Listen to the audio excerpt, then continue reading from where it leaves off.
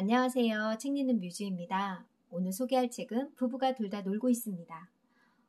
저는 처음에 제목을 듣고 어머, 둘 다 놀면 어떡하지 했는데 글을 쓰면서 돈도 적당히 버시고 너무나 재밌게 행복하게 잘 사는 부부더라고요. 글솜씨가 참으로 좋고 재미나게 유머 있게 잘 쓰는 이분이 참 유쾌하고 멋진 분이라는 생각이 들었어요. 책을 읽는 내내 웃음 나오는 곳들이 많아서 저를 오랜만에 웃게 만든 그런 책입니다. 작가를 소개할게요. 대행사에서 광고 대행사에서 20년 넘게 카피라이터로 일했지만 언제나 광고보다 노는 걸 좋아했다고 해요. 사무실보다는 자유로운 곳에서 새로운 아이디어를 떠올리고 싶었고 그러다가 출판 기획자 노는 것에 대한 생각이 비슷한 여자를 만나서 결혼을 하셨대요. 작은 한옥을 사서 고친 뒤 성북동 소행성이란 문패를 달았고 우연처럼 부부가 둘 다 비슷한 시기에 직장 생활을 접어서 이제 둘이 놀게 되었다는 그런 얘기인 것 같아요.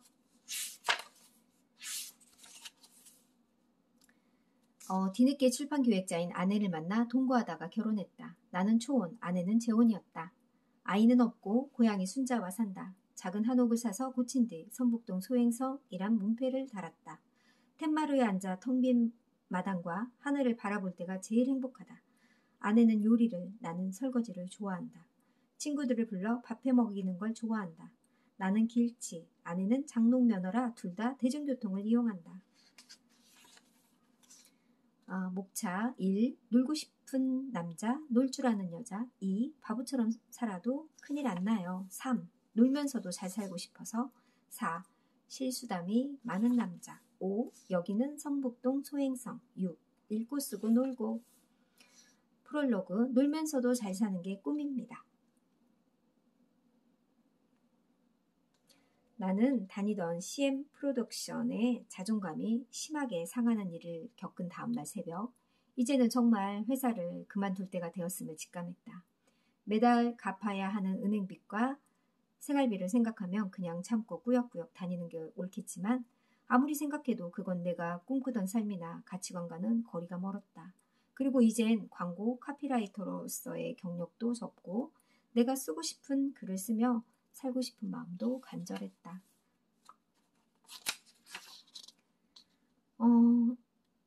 나의 무모한 결정을 이제 부인에게 얘기했나 봐요. 나 아무래도 회사 그만둬야겠어. 아내는 그래, 잘 생각했어. 결심하느라 애썼네.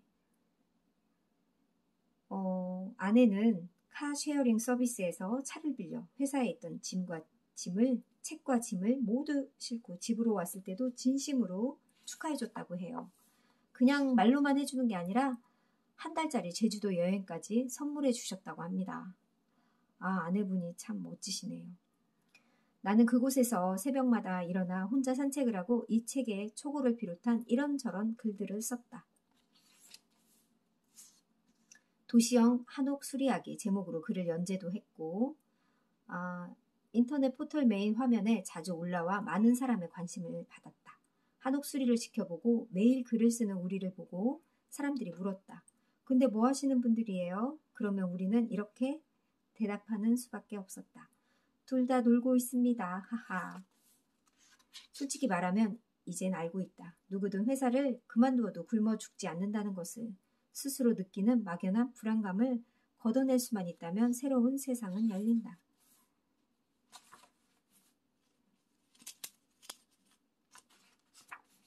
실력 있는 카피라이터가 놀고 있습니다. 신혼여행을 다녀오고 나니 모든 게 막막해졌다. 일단 통장 잔고가 바닥이었다. 쉽게 말해서 집안에 쌀독이 빈 것이다. 친구들이 100만 원씩 돈을 보내왔다. 자신들이 평생 처음 줄에 서준 놈이 지금 생활비가 없어 헤매고 있다는 소식을 듣고 모두들 묻지도 따지지도 않고 돈을 보내준 것이다. 지금도 그 고마움을 잊지 않고 있다. 어깨를 웅크리고 고민을 하다 이렇게 세 줄을 쓰고 났더니 무엇에 홀린 듯이 나머지 글이 단숨에 써졌다. 실력 있는 카피라이터가 지금 놀고 있으니 일을 좀 달라는 청탁의 글이었다. 그 글을 잠깐 소개해 드릴게요. 실력 있는 카피라이터가 놀고 있습니다. 밥을 많이 먹지만 카피는 잘 씁니다. 술을 많이 마시지만 카피는 잘 씁니다. 나이는 좀 있지만 카피는 잘 씁니다.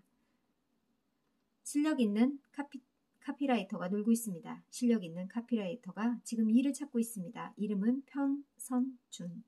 1993년부터 여러 대행사를 다니며 프리랜서를 하며 카피라이터로 살아왔습니다.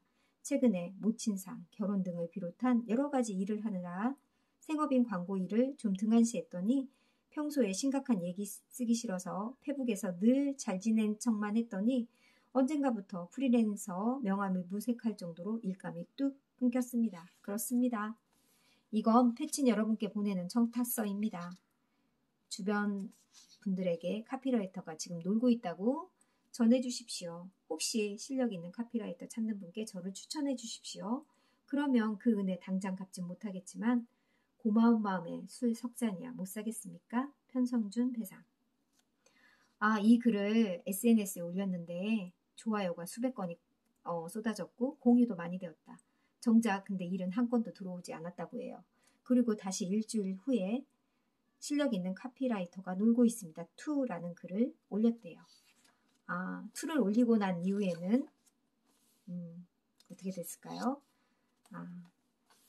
취직을 하게 되었고 CM 프로덕션 생활을 다시 시작할 수 있었다고 합니다.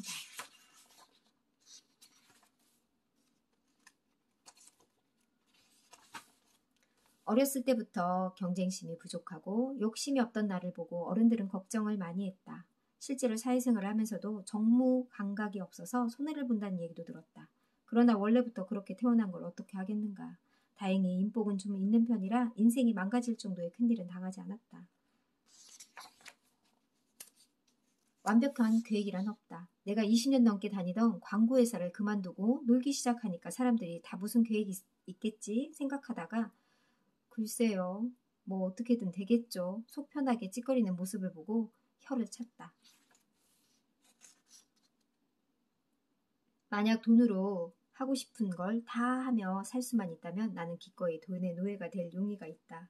그러나 그런 사람은 없다. 면도.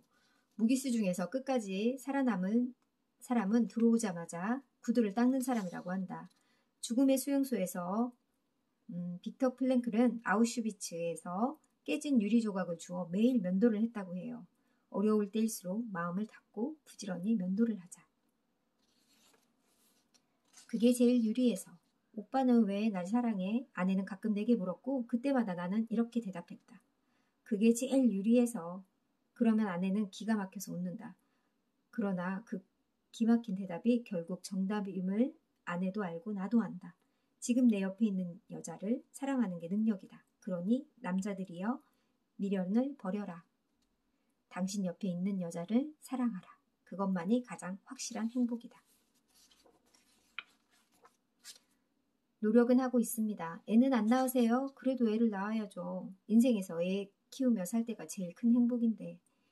요즘은 우리나라 사람들이 많이 세련되져서 남의 사생활을 간섭하진 않는데 이상하게 출산에 대해서는 오지랖이 넓어진다고 합니다.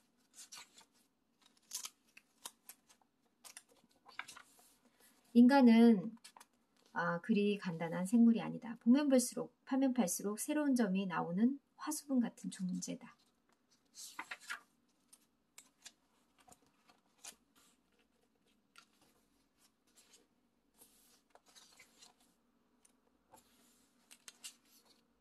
어머니와의 전화. 2000년 1월부터 2012년 겨울 어머니가 돌아가실 때까지 매일 저녁 7시면 어디서든 전화를 했으니 횟수만 헤아려도 수천 통은 될 것이다. 평생을 우리 집 식구를 위해 일하고 돈 벌고 속 썩고 하던 어머니는 말년에도 가만히 앉아 며느리가 해주는 밥을 받아 먹는 신세는 못 되었다. 큰아들은 나가 살다가 결국 이혼을 했기 때문이다. 우리 결혼식을 앞두고 너무나 급하게 돌아가신 어머니. 오늘 같은 날 전화를 드리면 어디 아픈 데는 없냐? 밥은 먹었고? 하며 반가워하실 텐데.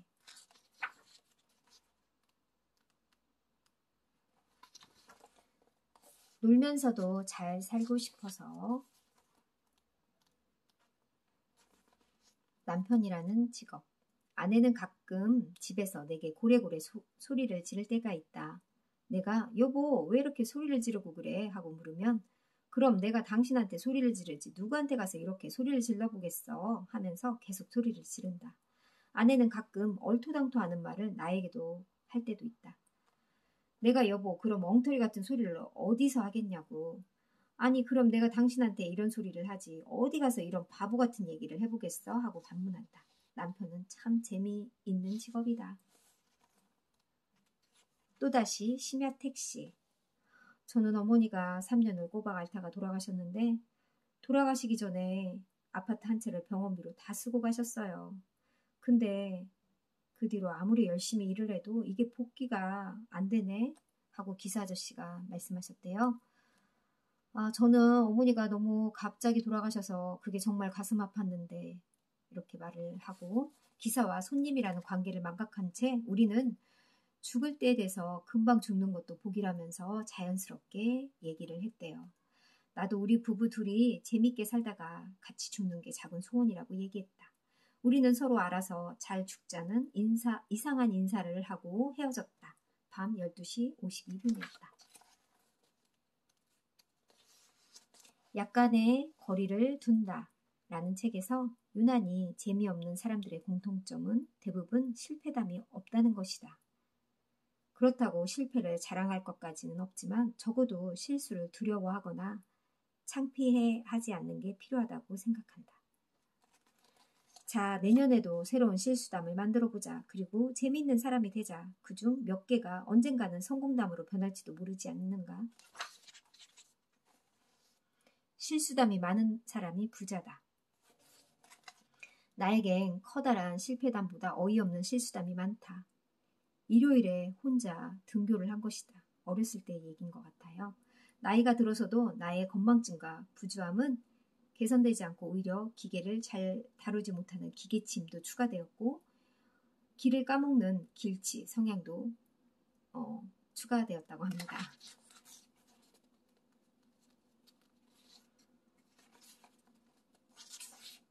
스마트폰을 잃어버려도 사랑할게. 스마트폰을 분실하고 나니 내가 얼마나 허점이 많은 인간인지 적나라하게 드러났다.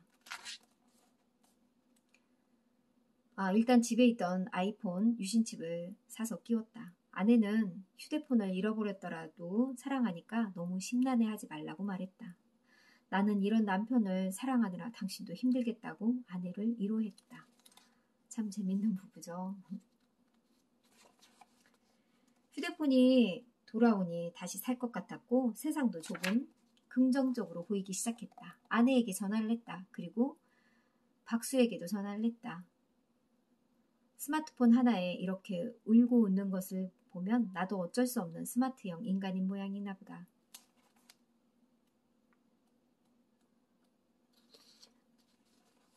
아내와 나는. 아내는 운전면허가 있지만 무서우면 눈을 감는 버릇 때문에 한 번도 운전을 해본 적이 없다.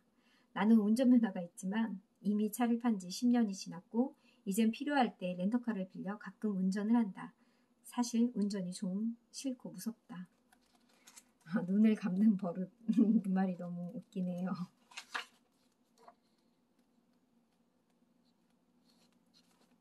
아내가 없는 밤. 이 저자가 예전에 예쁜 여자가 혼자 우리 집에 놀러와 있을 때도 그 여자들은 객적은 농담이나 날리고 미래에 대해 얘기하기를 꺼리는 한없이 가벼운 연애 상대 그냥 아는 오빠로 자기를 생각했대요. 그런데 이 저자가 마치 교통사고 당하듯 생각지도 않게 아내를 만나게 되었고 무엇에 홀린 듯 동거하고 결혼까지 일사천리 진행되었다. 참으로 신기한 일이다. 우리는 대화를 많이 한다. 회사에서 있었던 소소한 얘기나 TV 프로그램, 주변에 있는 사람들의 자잘한 뒷담화. 슬픈 일을 당한 사람일수록 화를 자주 내거나 무서워하거나 무감각해지는 자신도 모르게 부정적으로 변하는 경우가 많다고 한다. 사람은 누구나 자신의 슬픔이나 외로움을 지지해주는 사람들의 도움을 받아야 할 권리가 있다는 것이다. 나는 그래서 아내에게 모든 걸 말한대요. 지금 내가 얼마나 힘든지, 얼마나 멍청한 짓을 했는지, 얼마나 창피한지. 아무리 바보 같은 얘기를 해도 하다못해 출근하다 바지에 똥 싼 얘기를 해도 그녀는 다 받아준다. 다 받아주는 사람이 있다는 것, 그 사실이 나를 부자로 만들어준다.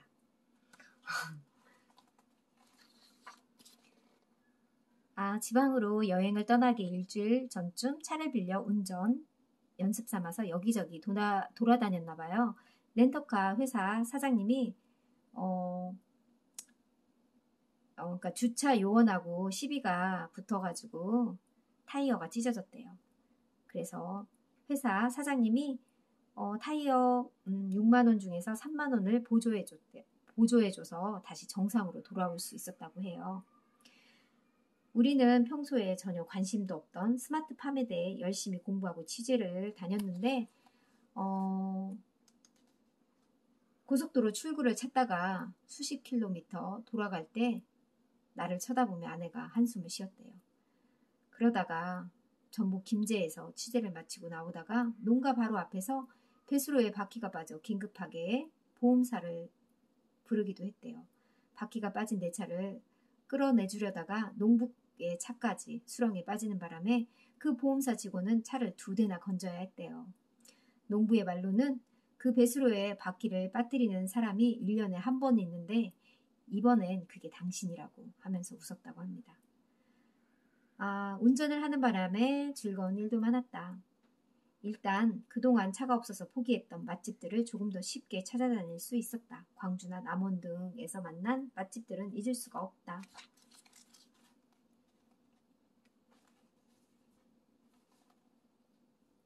운전을 하다 보니까 이제 매일 운전하게 되면서 자신감이 붙었대요. 근데 한참 길을 가다가 난데없이 경론의 유고 정말 황당한 문구가 내비게이션에서 멘트로 나왔나 봐요. 이게 뭘까? 계속 궁금해 유추해보니 당신이 경유하고 있는 길 안에 사고가 있으니 돌아가는 게 어때? 라는 경고 문구였다고 해요. 이렇게 어려운 한자어를 눈도 깜짝하지 않고 한글로 쓰다니. 잠시 후 터널 안으로 진입하겠습니다. 기존 차로를 유지하십시오. 라는 안내 멘트가 나오면 뭔가 내가 지금까지 잘못된 길을 온 건 아니라고 인정해주는 말 같아서 묘하게 위로가 되기도 했다. 맞아요. 저도 이런 경험 많이 있거든요. 낯선 곳에 가서 운전을 하면 좀 두렵잖아요.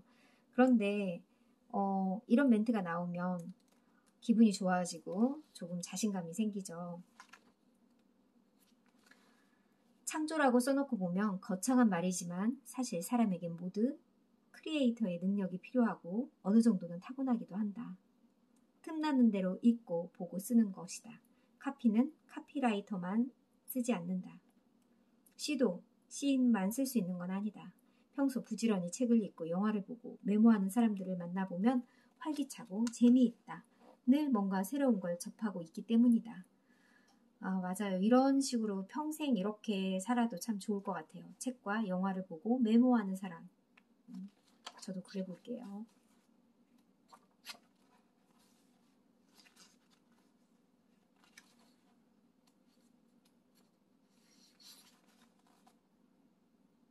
욕실에서 건진 생각들. 사람들이 눈을 뜨면 가장 먼저 가는 곳, 아이가 생긴 것을 처음 알게 되는 곳, 새로운 아이디어를 얻는 곳, 울고 싶을 때 달려가는 곳, 하지만 사람들이 그 가치를 모르는 곳, 욕실은 가장 아름다운 방이어야 합니다. 욕실을 바꾸다, 데린바스. 이 광고가 말하는 것처럼 우리는 하루를 욕실에서 시작하고 욕실에서 끝낸다. 그래서 욕실이나 이런 화장실에서 새로운 아이디어가 많이 떠오르겠죠. 천천히 사랑하고 천천히 죽읍시다. 아침에 일어나 화장실에서 책을 읽다가 생각했습니다. 지금처럼 시간을 아껴 살면 돈을 더 많이 벌게 될까요? 사회적 지위가 더 높이 올라갈까요? 돈을 더 벌고 싶어서가 아니라 더 높이 올라가고 싶어서가 아니라 그저 뒤로 밀려나지 않으려고 이런다는 거 잘 압니다. 그런데 정말 이렇게 안 살면 우리는 뒤로 밀려날까요? 비참하게 죽게 될까요? 아닙니다. 절대 그렇지 않아요. 사랑밖에 더 있겠습니까? 이렇게 산다고 더 버는 것도 아니고 더 올라가는 것도 아니라면 사랑이나 실컷 하다가 죽읍시다.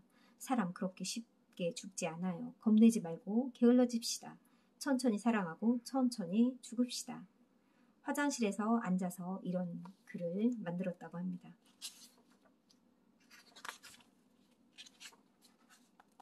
자전거 위에서 건진 카피들. 작가가 자전거를 타고 밤늦게 퇴근하다가 횡단보도에서 피자 배달하는 오토바이하고 7번 한 적이 있었나 봐요. 오토바이 아저씨랑 눈이 마주쳤다. 짧게 스쳤지만 미안한 눈빛이었다. 저 사람도 원래 성질이 급하거나 나를 해칠 마음이 있어서 그런 건 아닐 텐데 하는 생각이 들었다. 그리고 스마트폰을 얼른 켜고 녹음을 했대요. 그리고 손 가는 대로 휘리릭 카피를 써보았다. 그러니까 오토바이하고 부딪힐 뻔한 이 상황에서 또 글을 쓰셨나 봐요. 1분 더 늦게 오는 피자. 뭐든지 빨라야 미덕인 세상이라지만 저희는 오히려 속도를 줄이기로 했습니다. 이름하여 1분 더 늦게 오는 피자. 1분씩만 배달 속도를 늦춰도 오토바이 교통사고의 35%를 줄일 수 있다는 연구 결과가 있습니다. 피자를 기다리시는 손님의 마음도 중요하겠지만 배달원의 안전도 중요하기에 1분만 더 기다려 주십시오. 당신이 기다려 주신 1분으로 배달원의 행복과 안전까지 담긴 맛있는 피자를 만들겠습니다. 1분이 만든 따뜻한 맛 땡땡땡 피자. 기업은 제품이나 서비스를 팔아서 이윤을 창출하는 게 가장 큰 존재 이유지만 한편으로는 소비자를 위해 공익적인 메시지를 전달해야 할 의무도 있으니까. 언젠가 그런 마음으로 기업에 전달할 기회가 오지 않을까 하는 마음에 빼빼로데이라는 글을 한번 써봤나 봐요. 르떼제가의 빼빼로데이는 중요한 날입니다. 소비자들 사이에서 자생적으로 만들어진 날이라 더 자랑스러워하는 자산이기도 하죠. 11월 11일이 빼빼로데이라는 걸 모르는 사람이 거의 없습니다. 한 번쯤 11월 11일에는 농업인의 날입니다. 지체장애인의 날이기도 하고요. 롯데 빼빼로데이가 알려드렸습니다. 이런 광고를 하면 어떨까요? 하는 글이었어요. 저는 이 글을 보고 너무 좋다고 했거든요. 이 글을 페이스북에 타임라인에 올렸더니 많은 이가 공감해주고 이 기업과 인연이 닿는 홍보회사 대표님의 경우엔 아이디어를 직접 전달해 보겠다고 하셨지만 끝내 실제 광고로는 만들지 못했다고 합니다. 문병. 엄밀하게 말해서 사람들은 모두 환자다. 가벼운 감기부터 고혈압, 당뇨, 비만, 스트레스, 하다못해 어린 마음을 핥히고 지나가는 가벼운 상사병까지도. 덜한 사람들은 그냥 참고 견디고 하루하루를 살아낸다. 그러니 오늘 당장 친구에게 문병을 가라. 우리 모두 서로에게 문병할 의무가 있다. 내가 초년별 시절 처음 썼던 라디오 CM 카피는 소화제 회스탈이었다. 고민을 거듭하다가 끝말잇기 게임으로 우리나라 음식들을 짧은 시간에 많이 등장시키는 방법을 생각했다. 한독약품 회스탈 CM, 효과음, 똑딱똑딱, 시계침, 움직이는 소리, 갈비탕, 탕수육, 육개장, 장국, 국수, 수육, 육회, 회스탈, 회스탈? 이렇게 많이 먹었으니까 회스탈이지. 하하, 이런 엉터리. 한국인의 소화제, 회스탈.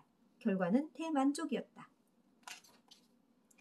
얼마 후 광고가 온에어 된 걸 미처 모르고 택시를 탔는데 라디오에서 회스탈 광고가 나왔나 봐요.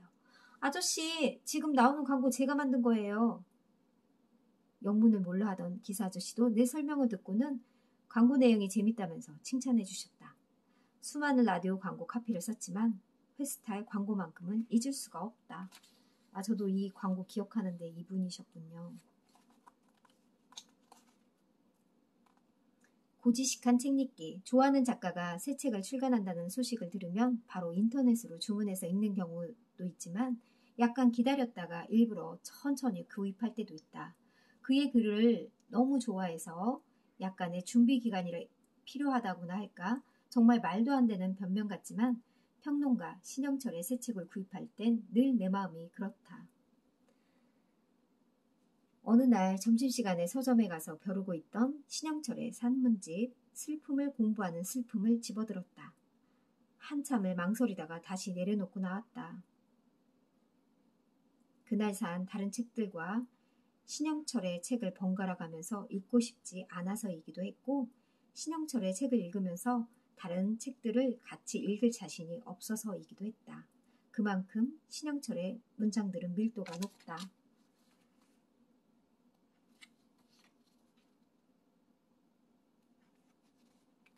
이 책의 제목이 슬픔을 공부하는 슬픔이 붙은 것은 아내 신샛별 평론가의 조언 덕분이라고 합니다.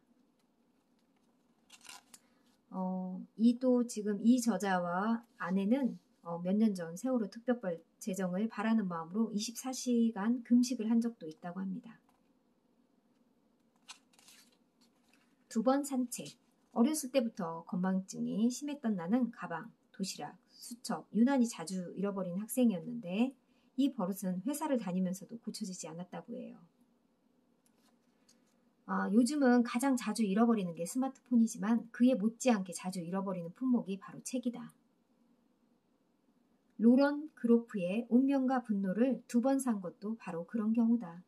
책을 읽다가 어디에다 둔지도 모르게 잃어버렸는데 눈앞에 아른거려서 도저히 견딜 수가 없어서 그 책을, 똑같은 책을 또 한 번 샀다고 합니다. 3월에 읽은 책인데 나는 이미 이 작품을 올해의 책으로 정했다고 합니다. 로런 그로프의 운명과 분노. 저도 이 책이 참 궁금하네요. 오바마가 극찬한 소설이라고 합니다.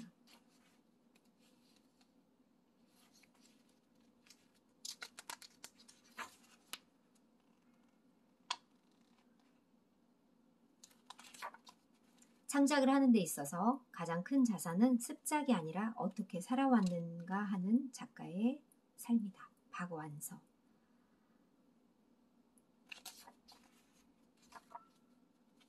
미루지 말고 지금 놀자. 마지막 에필로그입니다. 우리는 누구나 저마다의 소확행을 꿈꾸지만 거기엔 늘 언젠가라는 단서가 붙는다. 그런데 정말 언젠가는 그 꿈을 이루게 될까? 플리처상을 4번이나 수상한 미국의 시인 로버트 프로스트는 하루에 8시간씩 성실하게 일해봤자 결국에는 사장이 되어 하루 12시간씩 일하게 될 뿐이다 라는 지독한 독서를 남겼다. 아무리 연봉이 높고 지명도가 올라간다고 해도 그렇게 자신의 육체와 영혼을 혹사시키는 건 바람직하지 않는 삶이라는 생각이 들었다.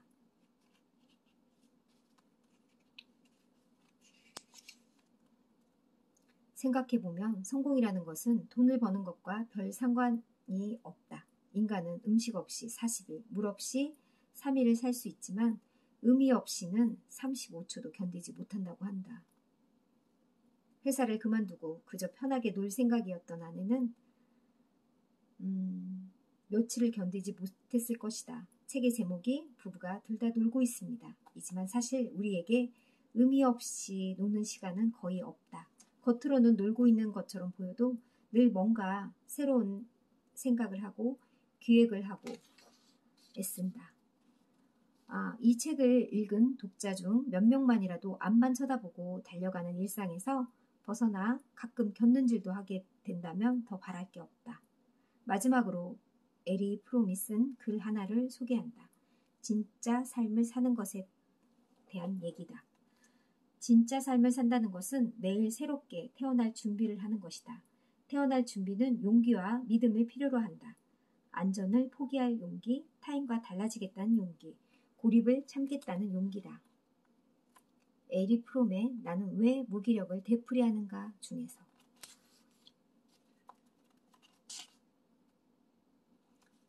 뒤에는 추천사 이명수, 장석주, 김탁환 이 세 분이 이렇게 추천사를 쓰신 글도 있어요. 아무튼 저는 이 책을 너무나 재미있게 읽었고요. 돈도 적당히 버시고 적당히 일하시면서 그 노는 속에서 생각도 하시고 글도 재미난 글도 많이 쓰시는 이분이 참 너무 재밌게 사신다는 생각이 들었어요. 우리도 너무 아둥바둥 살지 말고 재미나게 살면서 하나쯤 소확행을 꼭 만들길 바래요. 오늘 하루도 즐거운 날 되세요. 감사합니다.